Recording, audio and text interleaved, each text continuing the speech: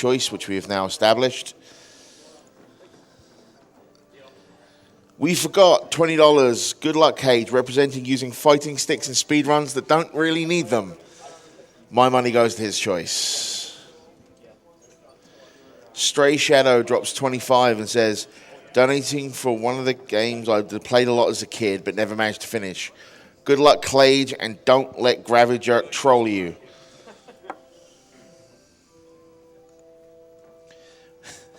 Shy Ranger gives $5 and says, Clage, he's our man. If he can't do it, try another cartridge.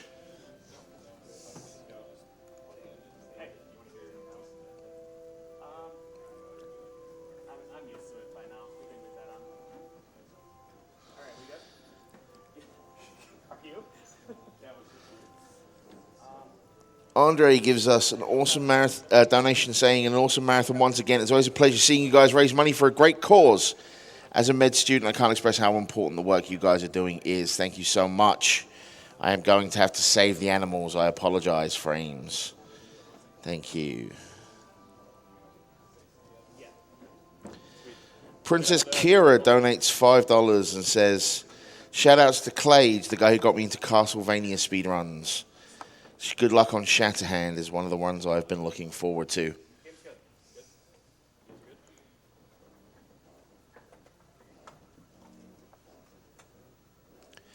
Cart 5 donates $50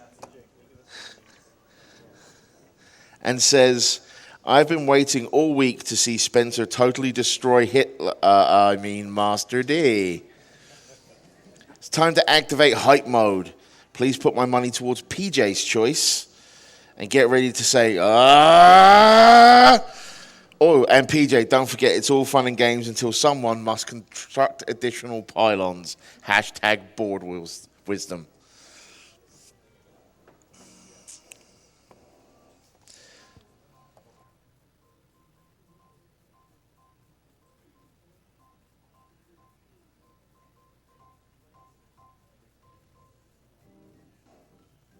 All right, I have an anonymous $2,050 donation.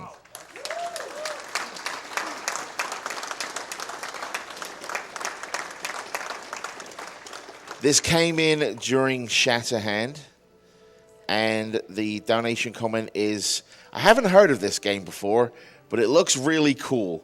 50 to Runner's Choice. The other went to a Fallout 4 any percent name, so.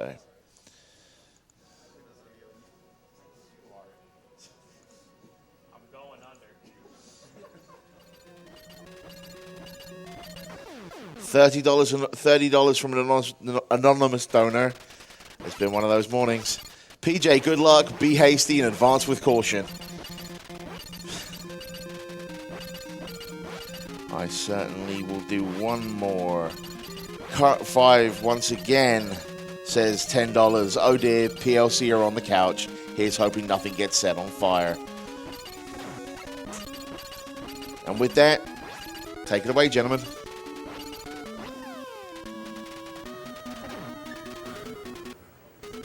Okay, cool. Are we all set? We all set back there?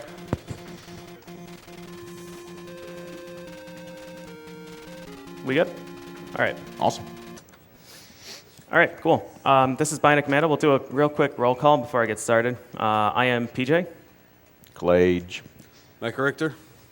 We'll start time in 3, 2, 1, go.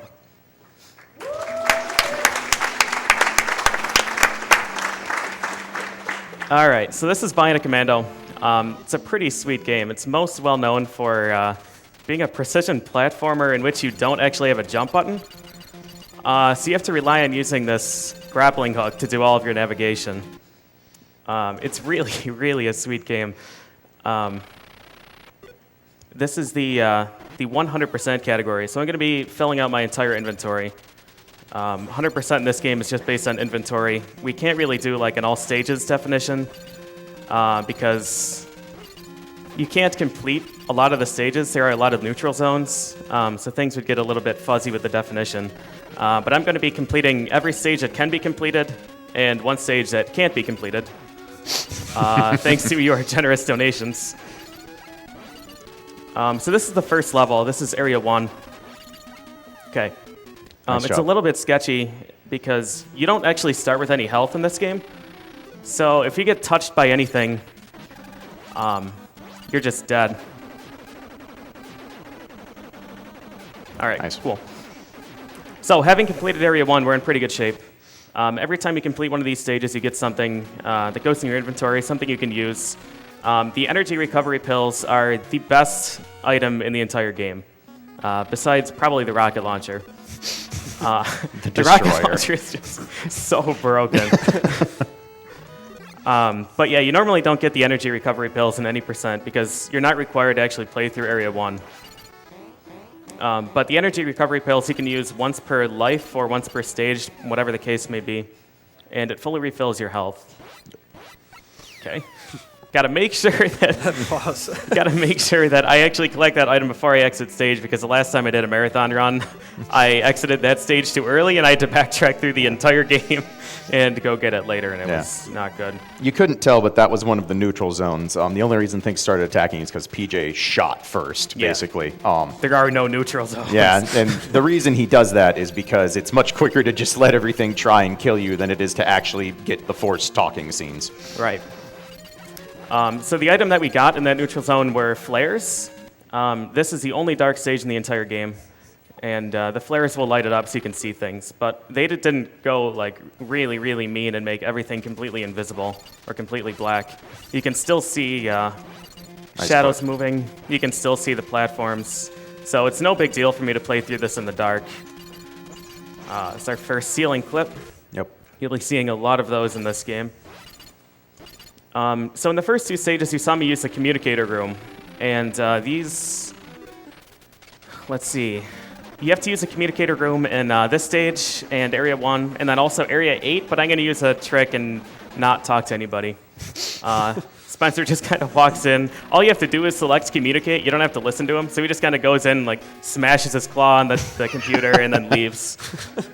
He doesn't really want to hear what they have to say. Accurate.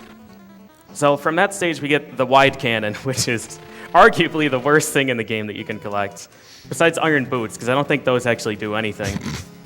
But the wide cannon shoots like maybe 2 tiles in front of Spencer in like a kind of a fan pattern. It does terrible damage, and it has no range. So, yeah. So you're starting to see in this section with the climbs the sheer amount of options you have when grappling. Depending on when you release and how you input the controls for the grapple, you actually have a lot of ways to manipulate how you climb, how you move, and you're seeing PJ abuse a lot of advanced physics and technique in this. And this is all stuff that is more or less intended. These are not glitches. These are not oversights. Like, the developers wanted Spencer to have extreme range of motion with the grapple, and it shows up in how well these areas are designed. Yeah. And I mentioned before that, oh wait, hold on, we have the key player here. PPP. I like the PPP bot, so I'm not going to kill him here. I'm going to let him live this time. Oh, maybe I'm not going to let him live, actually. I like the PPP bot. He tried. Yeah. He tried. He heard there were no neutral zones. So, okay, so now we get the rocket launcher, and this is a stage that you always have to play, even if you play any percent. The rocket launcher is required to break a barrier in Area 6, which is required to go to Area 14, which is required to go to 8, so on and so forth. So you need the rocket launcher, and that's good, because we want it. Yeah. Yeah, the thing is busted. The only thing that can't be destroyed by a rocket launcher is, in this stage, this really, really bad water. So if the water touches you, then it interrupts your grapple. Like, the way that the water interacts with you is really, really frustrating and annoying. But it's a really cool gimmick, kind of. Like, every stage kind of brings something new to the table. Yeah. And the stage design is really ingenious in this game. Nice. Nice I'd grapple. like to know how they brought cranes into the sewer. Yeah, no, don't worry about that. They just fell. Let's show what the second platoon can do. Not much. You did it, guys. You did it. I love the guy in the top row that's just like waving the baton and not doing anything. Go over there. He's running right past you. Early prototype designs for Relento from Capcom. Yeah. All right, so we've obtained the pendant. The pendant is really cool. The pendant is I guess it's a piece of armor.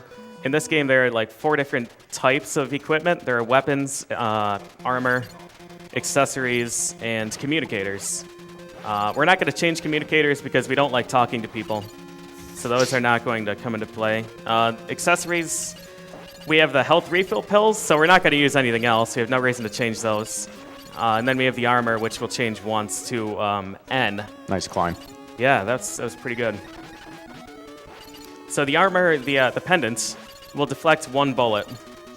If you get hit by a bullet, it'll just like ting and bounce off, and then you're fine. The other armors will improve that. They can soak like 2 hits or 3 hits or infinitely many hits, but alternating. You monster, you blew him up. Revenge. Revenge. So Area 3 is another absolutely required stage. We get the rapid fire device, which is just... Okay, that one might actually be worse than Iron Boots. This is... It's worse than non-functional. It only works with 2 weapons, and the rate of fire is like 8 hits per second, which is pretty slow. All right, I'm going to try a pretty ambitious grapple here. All right, I was a frame early, so I went backwards. Yep. It's all right, though. It's not a big deal. So yeah, what PJ was trying to do there was basically a quick grapple release.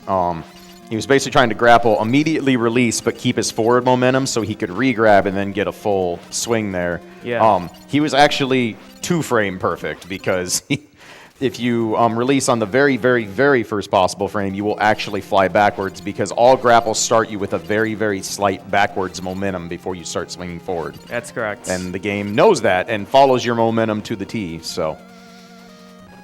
All right, so we can kind of go through some of these ceilings. Almost. I'll do the backup. Nice. Good save. So essentially, oh, hold on, we have to fight the tax collector. Pay your dues now. All right. So, floor tiles are mostly grabbable in this game, but if they have like... So if you have a platform that's like 3 layers deep, you can't grab the middle tile, but you can grab the top one. So you have to just kind of swing far enough into a platform so that you can grab the floor and pull yourself through. All right, so this is where we're going to get N. I'm going to be doing a glitch here that was found in 2008 by Master88. And the glitch is called door storage. So I want you to pay close attention to this room. You'll notice there's only one door, this one right here. That is door number 0. I think I got it. That sounded I'm gonna check. Yeah. Oh yeah, we got it. You can tell that things aren't quite working right. What happened is that I'm gonna go in here now. What happened is that I entered that door in the same frame that my grapple connected. So when your grapple's connected to something, you can't actually enter a door. It's not possible. But if you try and enter in the same frame, then the game's like, all right. I mean, I guess you made it, but we can't send your sprite there because you're tethered to the ceiling. So internally, the game thinks that I'm inside that room. And from there, I went through door number 1 instead of door number 0. There is no door number 1 in that room, so it sent me here. This is room 0. So it looks like area 1, and it'll proceed like area 1, but internally, the game still thinks I'm in a neutral zone. So we're going to go ahead and beat area 1, or beat Area 14, the neutral zone. And we're going to see what happens. Nice job on the first try door storage, by the way. Yeah, that was pretty good. That's not an easy trick at all. So when you complete a stage, the game's like, it has to give you something. But they don't have anything prepared for neutral stages. So we've obtained N.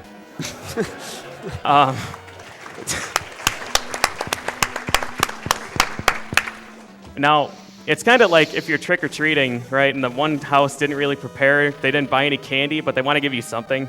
So they just like go to the Scrabble board and give you a letter or something. They're not really anticipating giving you N. So that's N right here. It doesn't really fit in with anything else.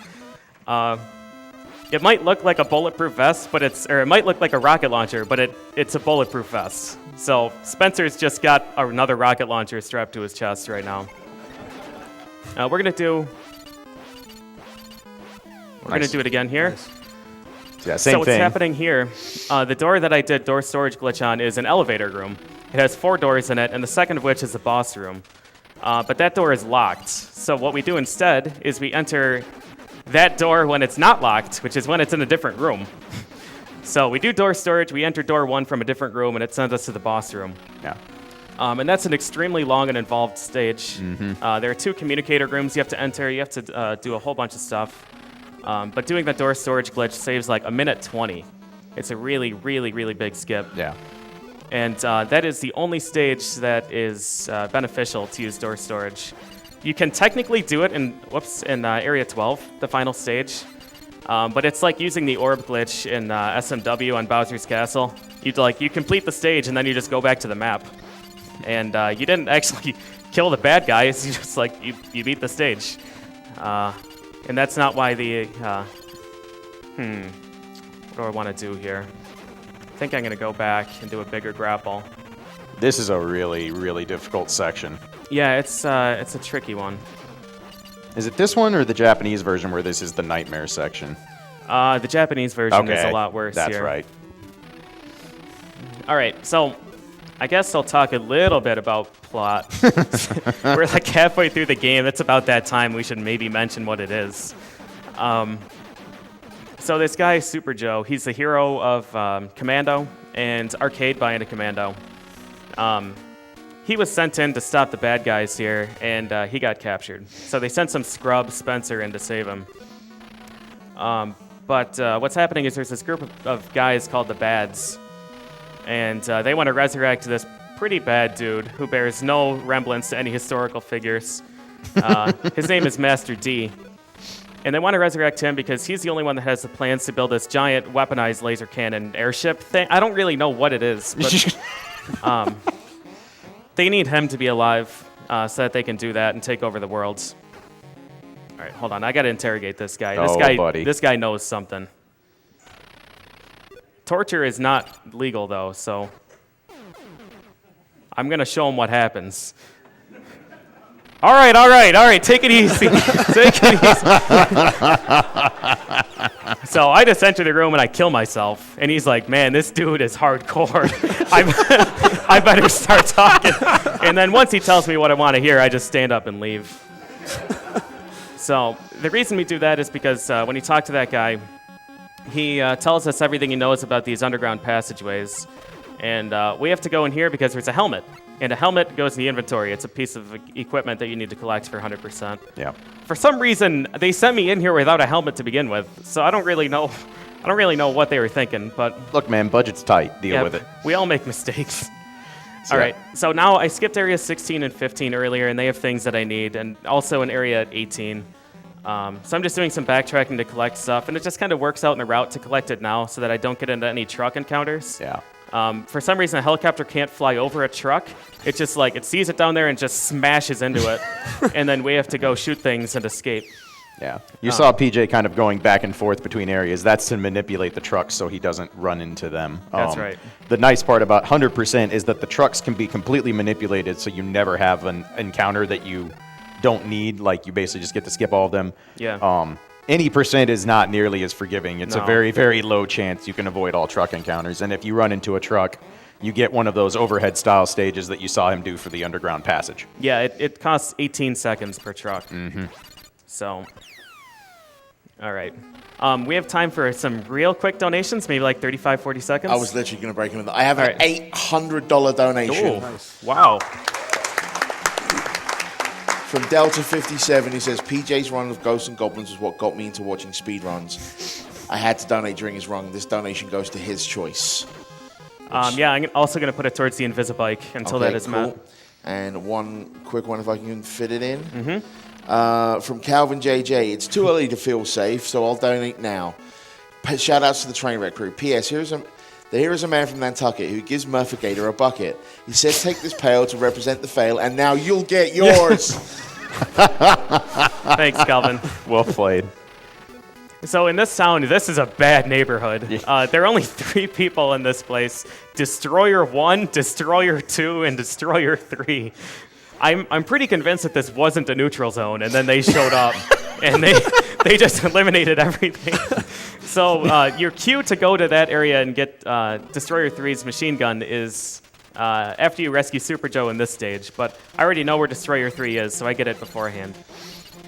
So CPJ has finally taken off the destroyer of planets that is the rocket launcher because the rocket launcher can't break that barrier. Right. You have to break the barrier with the 3-way, and most people will just break the barrier and then exit the stage and get the old friend, the rocket launcher again, and then complete the stage.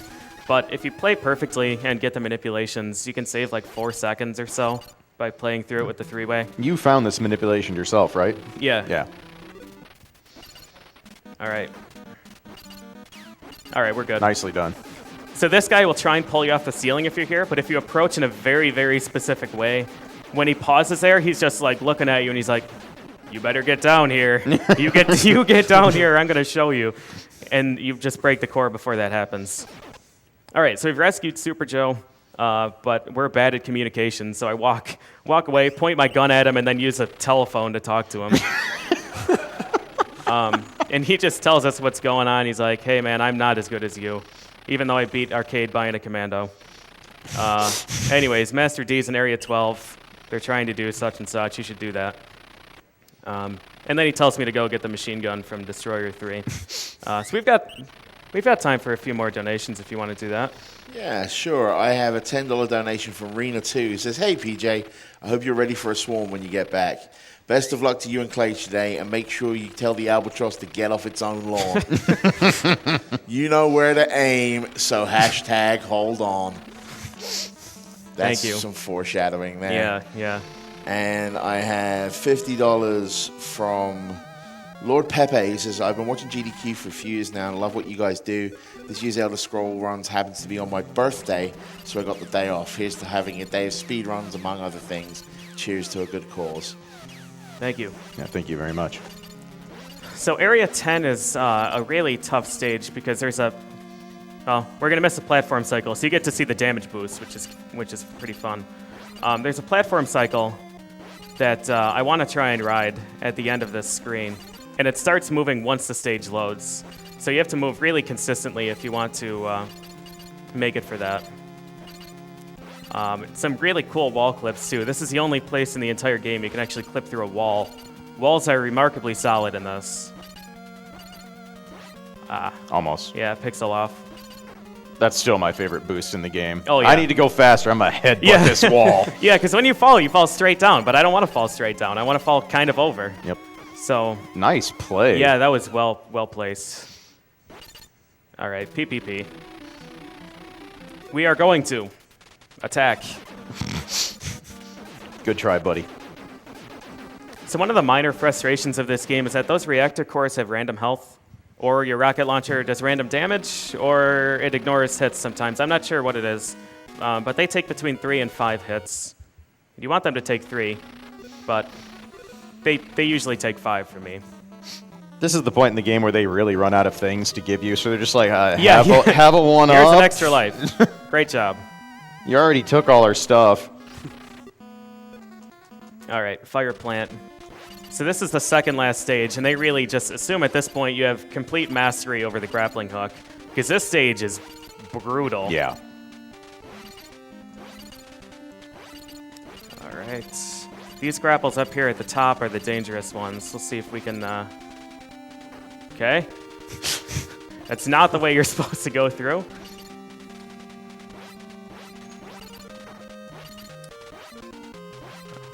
This is interesting. This is interesting.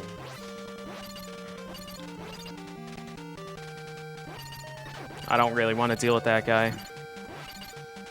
There we are. There we go. All right, that'll do. All right, we made it through. Yep.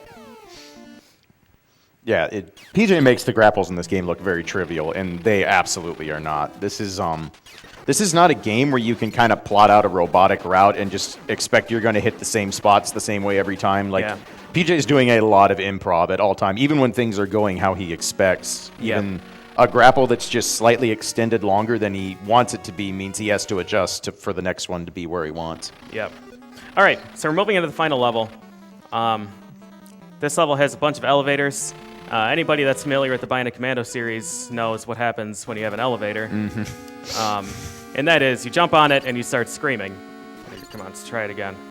Try it again. No, it'll work here. Ah, there we are. There.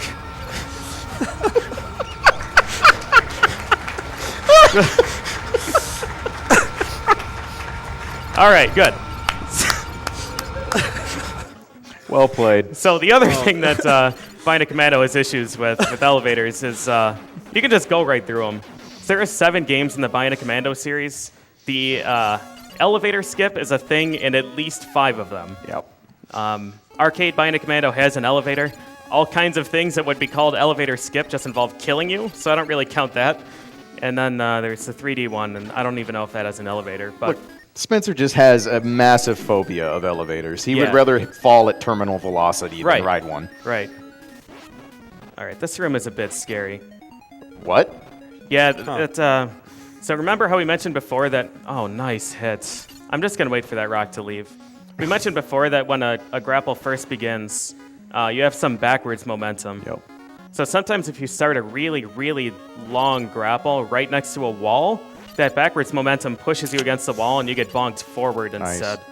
That's too so bad. instead of actually getting a really big swing, I just kind of bonked off the wall. Yeah, that room was looking really good till that point. Yeah, it's a really tricky room, and you can't expect it to go well all the time, unfortunately. Yeah, PJ can actually completely avoid the boulder and avoid a couple extra cycles of the electric balls here, but they require basically perfect grapples throughout the whole way. Yeah. All right, one more. Whoop, come on. There we are. Nice. Just swing right through those spikes. I'm not going to be an idiot here. Thank you. Just take it slow. All right, so here's the bad dude in charge of all this. This is Generalissimo Kilt. So he's the one that's in charge of reviving Master D. The Albatross have begun to move. So I guess they figured out how to build a giant laser cannon without Master D being involved. So they were like, oh, we don't need him anyways. I'll just shut this off. Boop! And he blows up the whole machine instead because he's Mecha Richter. And now Master D is alive again. So... What's up, man? Now we have this guy. And, yeah, he's a bit confused. I think he thinks that I'm the other general when he talks to me. But if that's what you want...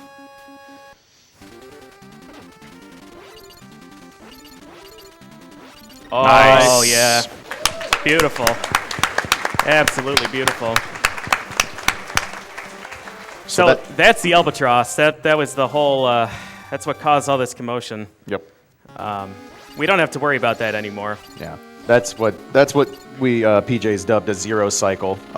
Basically, the Albatross gets on screen and dies immediately. If he misses any of those grapples, that fight becomes a nightmare because getting back up to that point ever again is really difficult. Yeah, it's tough.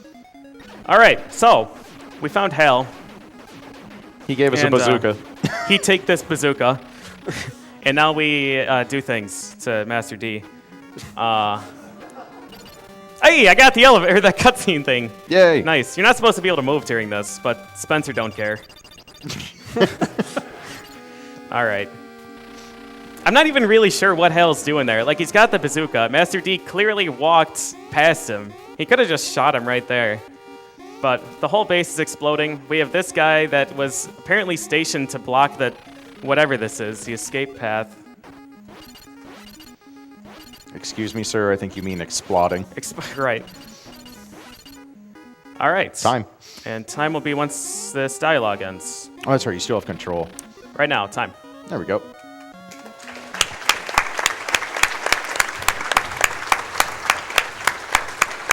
So that was 25-12. No kidding. Wow. That's a heck of a time.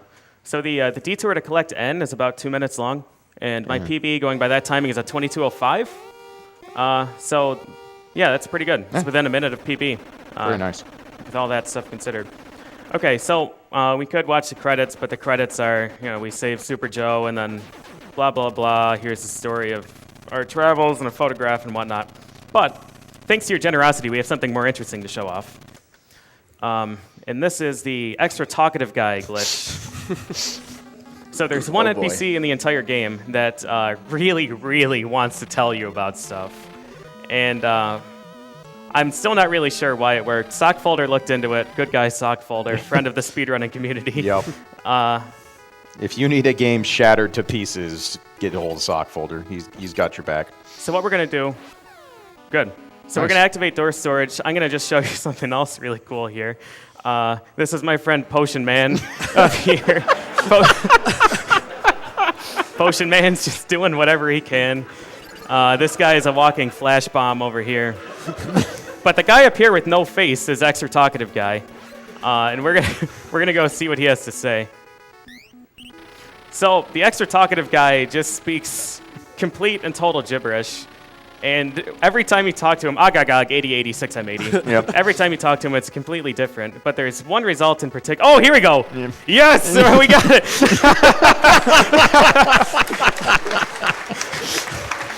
Okay. Four. Yeah, I like the okays too. Yep. Okay. Yeah, it's just like he wants to talk so much, he just overwrites the background with dialogue. I'm a fan of Umo over there. Umo? Oh, this one right here. Yeah. This, okay. It's right above me.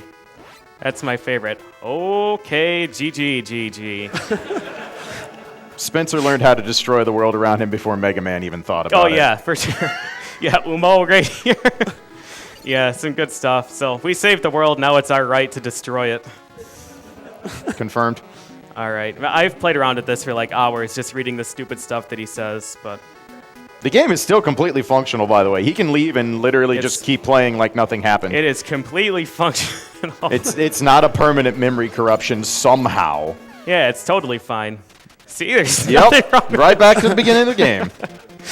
All right, well, that's all I've got for you guys. I hope you enjoyed it.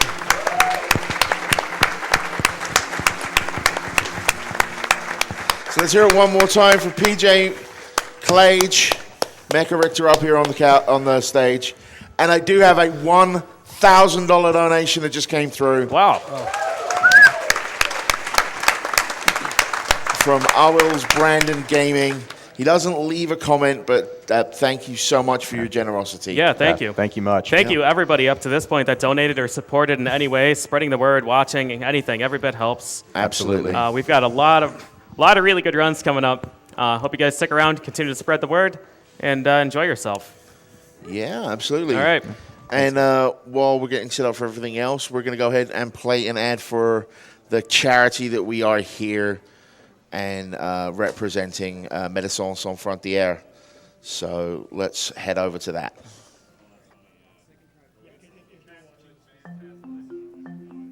My experience in South Sudan was very impactful. It's a beautiful country, a very hopeful country. Well, I was living in Nasir as the project coordinator of a primary health care project. As a volunteer in the field, each of us had our own tukul, or mud hut with a straw roof. And we wake up every day with the sound of the wildlife around and the river nearby. But unfortunately, all too quickly, those sounds became replaced by gunshots and by fighting. There were several NGOs present prior to the outbreak of violence. We were the last organization to remain. In the end, we stayed as long as the population did. We evacuated along with the population, and we were able to bring all of our patients with us. To be the only provider of healthcare in a region for more than 3 months was certainly a challenge.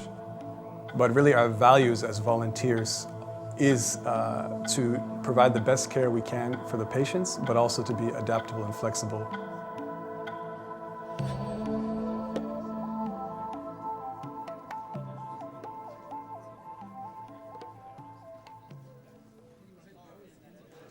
So now that you guys have learned a bit more about Médecins Sans Frontières, I'm going to go ahead and read a few donations. Let's see here. We have Stars Are Aligned for $50. Wow, I haven't donated anything yet this GDQ. Better fix that. Thanks to everyone involved with making these events such amazing experiences. And of course, to Médecins Sans Frontières for being an incredible force for good in the world that they are. We have $20 from Varuna. Hey PJ, Varuna here.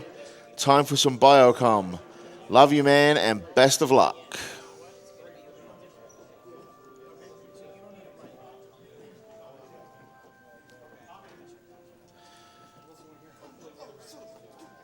We have $120 from a Wasted Jamaican that says, it's about time to double my donation from earlier. This is my first time attending, and I'm having a blast so far. So we're here to play games fast for charity, so why would we waste precious frames for a few pixels? Kill the animals.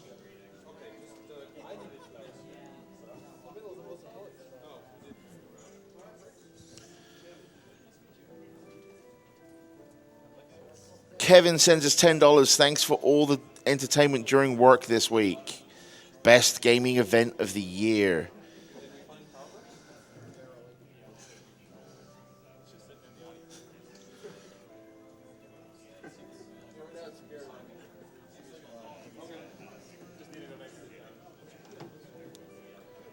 $50 from Varuna again. Thanks for the awesome Bionic Commando run. Love all the runs, PJ. You are the best.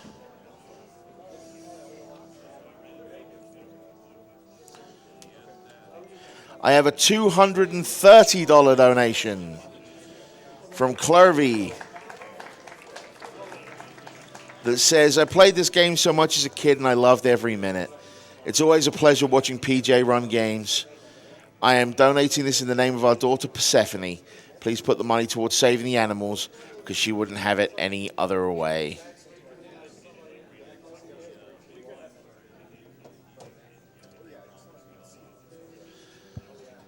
BDragon28 donates $100 and says, good luck, PJ. Don't break anything. Who am I kidding? That's like telling gravity to stop pulling.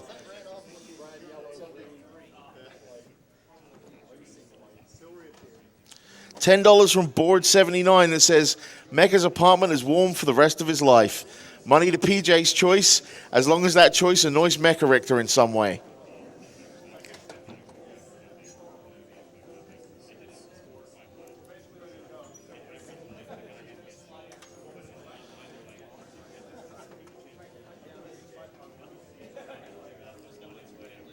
$50 from Dream saying, first time attending live, and it's been an absolute blast so far. Good luck to all the runners, and thank you to everyone making this event so awesome.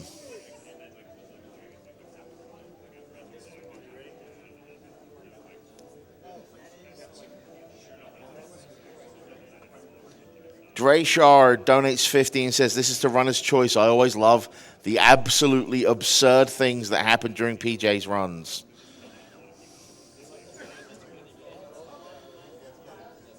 Nate Naderton donates $5.55.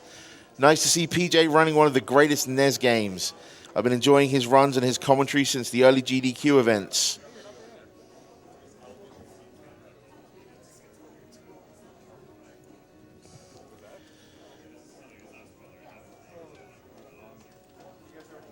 $50 from Colin220. PJ and Mecha's famed Battletoads run are what got me into speedrunning and GDQ, so I had to donate when Team Poor Life Choices is on the screen. Here's hoping that PJ does something that causes Bionic Commando to break in a new and unique way.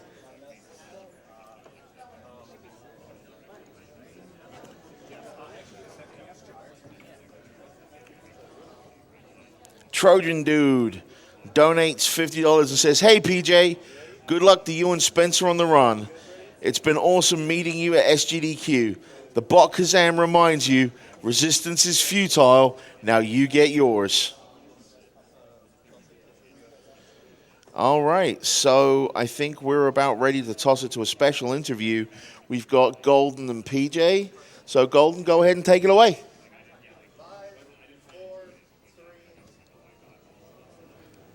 Thank you, and welcome to Day 5 here at Summer Games Done Quick 2016. I'm joined by PJ, who just completed his Bionic Commando run. Yep. I interviewed OmniGamer earlier in the week, and there seems to be a trend of games getting a second chance and improving on those times. Yeah. You ran this 2 years ago and improved on it here with the 25. I did this year. How did that feel, getting to play it a second time? Oh, it was great. I'm really glad I didn't screw up the truck route this time, because last year, I had the same truck route for both runs, but I screwed up the second movement of the entire game last time, Oh, no. and ended up having 2.5 minutes of truck encounters, which Yeah. is no bueno. So yeah, it was really great to not have screwed that up this time. This run was really nice. Yeah, Felt good. I think a lot of people are excited when they get that second chance and then end Yeah. up doing better the second time too. For sure. Is it just the games themselves that you pick, or is it you that somehow the runs you play always end up being very comedical and there's just weird stuff happening in those games? I don't know. It's got to be a coincidence. It's Yeah. got to be. Yeah, you don't just gravitate towards those games. They just sort of. No, Bionic Commando, I just genuinely love pushing buttons. Just a fun game to move Sure. around in, and it's really a fun game to speedrun too, because there's all kinds of optimizations buried within it. It's just that when you play it more and more, you start to notice these really stupid things, like the dialogue not making any sense, Right. and them rendering an entire text box for the word chance instead of just maybe wording it a little bit differently. Yeah, absolutely. And you've also been involved in GDQs for over 5 years at this point. Yeah. Talk about a little bit about how it's changed being at the events themselves, maybe for the viewers at home that aren't as familiar with how it used to be. Yeah, so it used to be, so HGDQ 2011, I remember there being 60 or 70 people. So everybody was awake pretty much the entire week because we didn't have enough people to rotate the shifts. So it's nice to be able to sleep and actually have enough people to do everything. Sleep is a good thing, yeah. That's really good too. And as it's grown, the atmosphere in the practice room is just so electric all the time now. I mean, back in the day, you go there and you could still see world-class gaming at pretty much every TV. But now, you can go in and there's 48 people racing Super Mario Sunshine. Yeah, unbelievable. It's They there's occupied a whole always really room. cool stuff to watch in the practice room, and I think that's awesome to see. There's just no shortage of new and different gameplay in there, and that's one of the coolest things. And recently we've gotten pinball machines and arcade games here. There's all kinds of new and fun stuff to do, which is really, really great. The behind-the-scenes stuff is a lot of fun. Yeah, there's a lot that happens actually off camera here at these events that you don't get really a chance to see at home. So attending in person, obviously, something that if you're interested in these events, something you should consider. Absolutely. I want to ask what the future of PJ is now. Are there boy. other games on the horizon that we can expect, or maybe some ones you've already run that you're considering jumping back to? Yeah, so I want to eventually learn the entire Bionic Commando series, and then Okay. get competent enough to just run through the entire series in one go. So I still have to improve my PB in 100% Bionic Commando, the one I just ran. I've got a little bit of time I want to shave off there, and then I want to start whittling away at some of the other Bionic Commando games. So I think there's 3 more I have to learn fresh, and then there's the other 4 that I still have to keep up with and improve the time. So I think that's going to keep me busy for the near future. Plenty of grappling in your future. Yes, plenty. All right. I want to bring Sent into the picture here as we are going to be talking about some of the upcoming prizes. Sent, welcome aboard here. What are we looking at here for the home viewer? Golden, thanks for having me. PJ, wonderful run, by the way. Oh, thanks. Bionic Commando and a lot of these games in this block really remind me of my childhood games I used to play. That run, maybe not so much, but the game definitely. So I'm really happy that during this entire block up through Tetris, we're giving away an entire year's backlog of Nintendo Force. Yeah, we've all got these here. These are kind of nice. Yeah, this is exactly the kind of magazine, I used to read way up in the AM past my bedtime. I'm sure other people out here have too, and I want to give a huge shout out to our very own LOK and the entire team at Nintendo Force for donating them to us. And that's going from now until, I believe, through Tetris the Grandmaster. And we definitely have some other really cool stuff that we're giving away throughout the entire marathon. And you can always head over to gamesdonequick.com and check the upcoming prizes, donation incentives, and the runs on our tracker.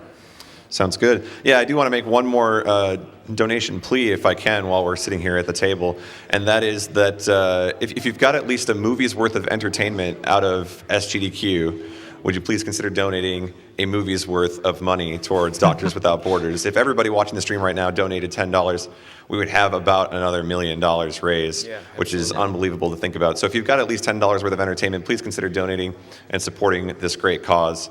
And with that in mind, thanks again to Ascent for showing off the prizes. Thanks, PJ, for joining us over here at the interview desk. And SGDQ 2016 continues as we throw it back to the front.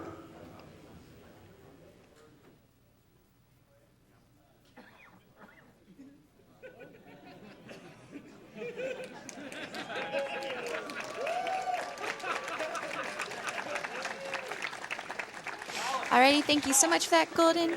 We're going to read a couple of donations as they set up here. We have $10 from the Big Bag Wolf that says, really enjoying the event, keep the glitching alive. We have $5 from Scratch Dragon that says, hey Feasel Jam and Scab, looking forward to the Iron Sword race. Winner gets to decide where all this goes. Also, bees.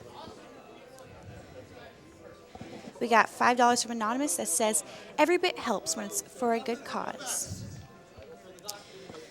We got $5 from Patroils. Hey there, SGQ. Hoping that this donation will get read. Anyway, putting this into setting the Mario RPG file name as Red Luigi because silly nicknames should be applicable in both ways. We have a $50 donation from a Nathan that says, just got my first paycheck as a doctor, so it's only fitting that some of it goes to SGDQ. Down with Borders, up with Hamlet.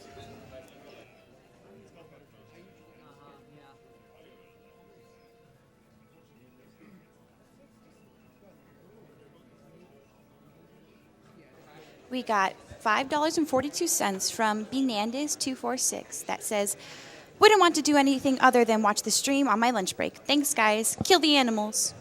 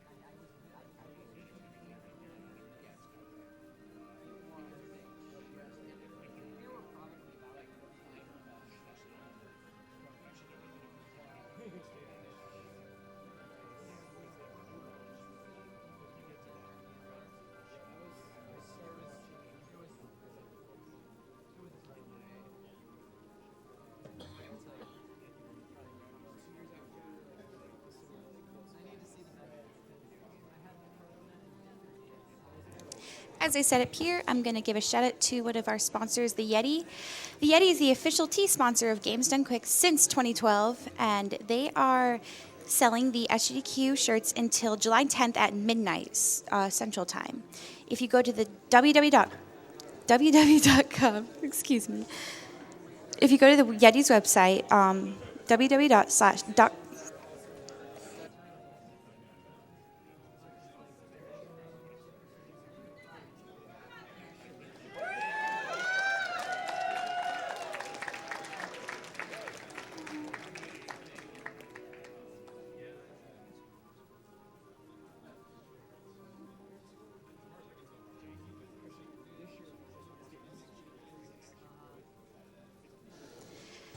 The Yeti shirts will be available on the Yeti's website, www.theyeti.com/SGDQ. So don't forget to get your shirts today. Also, the GDQ audience is really awesome. Thanks, guys.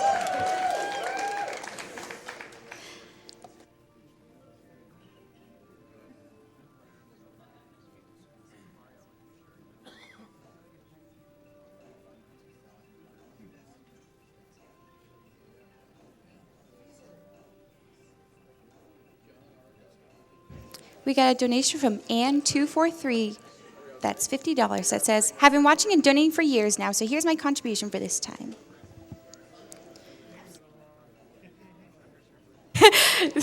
We got a $10 donation from Decky that says, get this announcer a pizza.